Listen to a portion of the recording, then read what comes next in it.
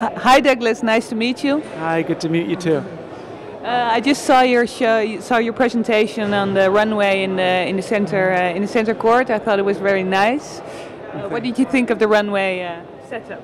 I liked your philosophy about it. Well, yeah, I mean, without judging it one way or another, it was a great opportunity for me to expose the biases, the tendencies of the things we use. Yes. So if you look at the runway as a place for people to do talks, you have to ask, well, why did they use a runway, and what do they accomplish by doing a runway? So do you feel that Emerce had a proper think about it and that it served the purpose?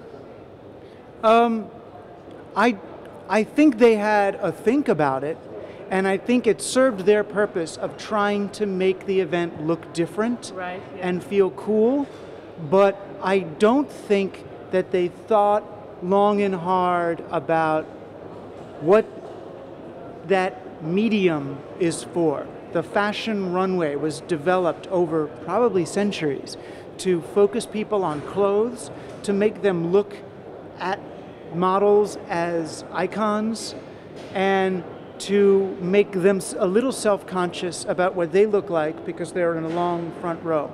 It's biased towards walking as opposed to standing, because you want to see how sexy women move across, or how beautiful the clothes look. Or how beautiful, right, that's what it's for.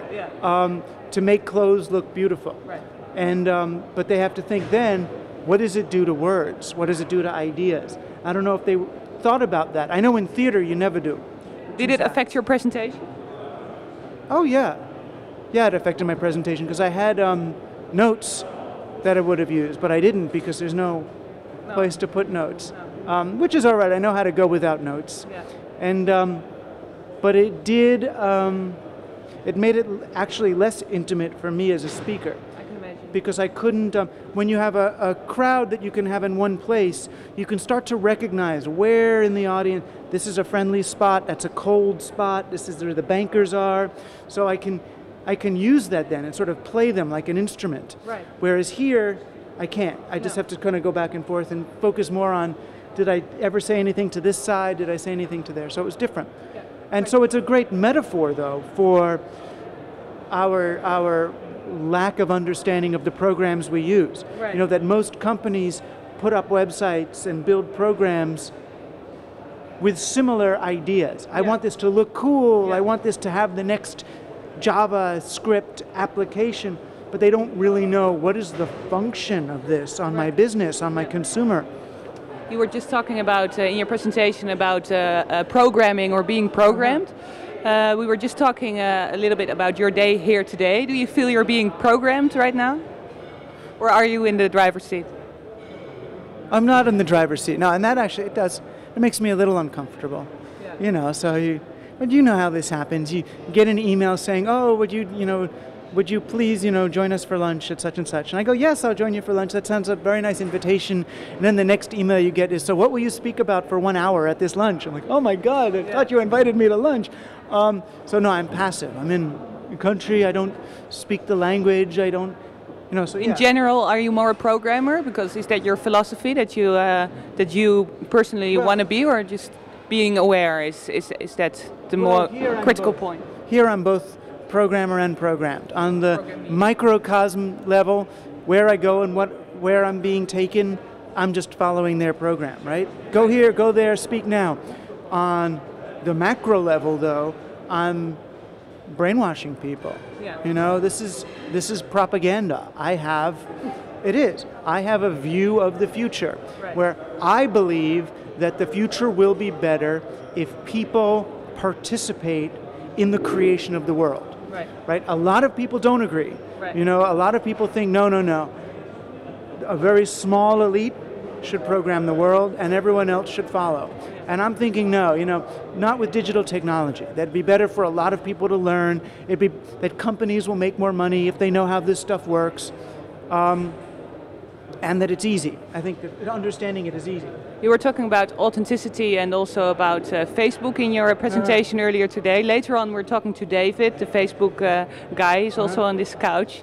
Would you say they're hiding the fact, or they're not clear about the fact what's being discussed in their boardroom? Maybe you can just elaborate on what you were discussing earlier about friends and Facebook in your presentation.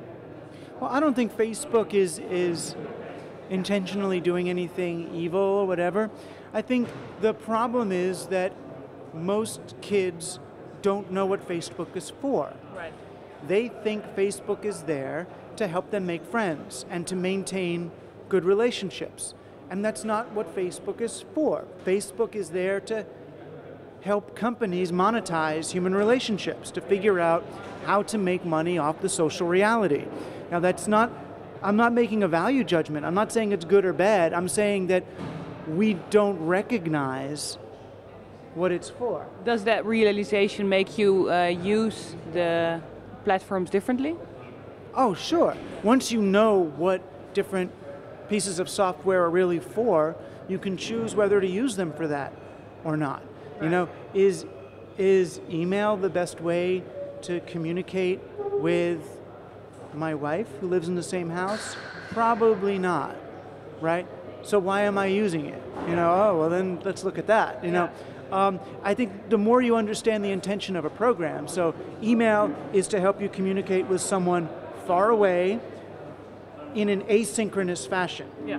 Right? The telephone is for a synchronous fashion. Once you understand the biases of the media you use, it becomes really easy to use them intentionally and effectively rather than desperately and ineffectually. I mean, I look at most companies who use the internet are using it in a way that hurts their core business. Could you elaborate upon that? Because I was going to ask you the question which you're about to ask you yourself. In the line of thinking of your philosophy, what should advertisers do differently, marketeers that are here today and that are viewing this video? What piece of advice could you give them based on your line of thinking? Well, advertising as we know it is over. You know, so I would... Advertising is dead. As we know it. Yeah. You know, originally in 1918, one of the first people who got involved in advertising, Claude Hopkins, wrote a book called Scientific Advertising. And the idea at that time was, how do you communicate the attributes of a product? Mm-hmm. How do you communicate, what does it do for a person? Right. Product attributes went out of the picture for 80 years since then.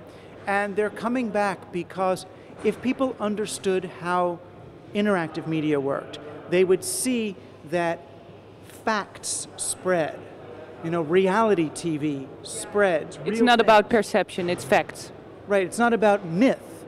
You know, myths were created by industrial age companies to shield the consumer from the reality of what the company was doing. Mm-hmm. No, our things are not made in a factory. There's a beautiful green giant. There's Keebler elves, there's all of these nice things. So the elves aren't making the cookies, is what you were saying. Right, the elves are not making the cookies, and what does spread online is the fact. Do you believe that every company can be authentic? Any company that really does something can be authentic. Yeah. And the companies that don't do things are going to succumb to, who is he, Schumpeter? You know, yeah. Their little creative destruction. You know, my main advice to companies, and it sounds insane, but my main advice to companies is to do something, to actually pick something to do and to try to do it well and then communicate that. You know, adding the value, yeah. Right, actually helping people create value or creating value for people. Right. And what about publishers? The same questions for them. Publishers of what? Publishers or either digital or print media or television. Because they're having a hard time being authentic. Are they? I think they're just having a hard time making money. You know, most publishers don't have enough faith in their own product to charge people for it. Yeah. You know, and if they're not, then it's just not relevant and authentic enough. Or they don't think it is. Right. You know, if you've got something... So they're being programmed then? Yeah, I guess. They're being programmed by Google. Yeah. You know, the giving away stuff online, as a writer, you know, everyone wants me to post everything I do online for free. Right. Because they think the internet's free and open and all that. it's not really free. You know, Google is still making money off my writing when I give it away for free. The only difference between Google and Murdoch is Google doesn't pay me any, doesn't give me any of that profit, where Murdoch gives me enough so I can still eat while I write. Yeah. You know, the fact is we are still being exploited by corporations. It's just being taken from another part of the process. So now, instead of paying money to watch a movie, I pay to buy a camera and buy a Macintosh and buy an editing program and get online access and upload my thing to YouTube. Yeah. You know, so I'm paying to make movies instead of paying to watch them. Would you want to reverse that process, or would you want people to pay for what you write? I want people to pay for what I write, but more importantly, I want people to pay for what I read. You know, people don't understand that there is some value in professional journalism. You know, that if companies and governments are spending hundreds of millions of dollars to come up with communication strategies to hide what they're doing from us, then we need to pay a little bit of money to have some full-time qualified people to deconstruct that communication to help us understand what's really going on. Right, yeah. But also in that case, the actual value would have to speak for itself. So if it's worth any money, people would be willing to pay for it. It is, but it's worth collective money to us. And people find it very hard to spend as a group. Yeah, that's right. They think if the others pay for it, then I can just take. Right. And the same question, last question, how would you see your line of thinking in advising the agencies? So not the advertisers, not the publishers, but the agencies. What do you see in line? Advertising agencies? They are going to have to help corporations that they work for pick something to do. You know, pick something to do really well. Organizations shouldn't be doing that themselves. Well, most of them don't think they need to. Right. So they're going to be organizational management consultants and not advertisers.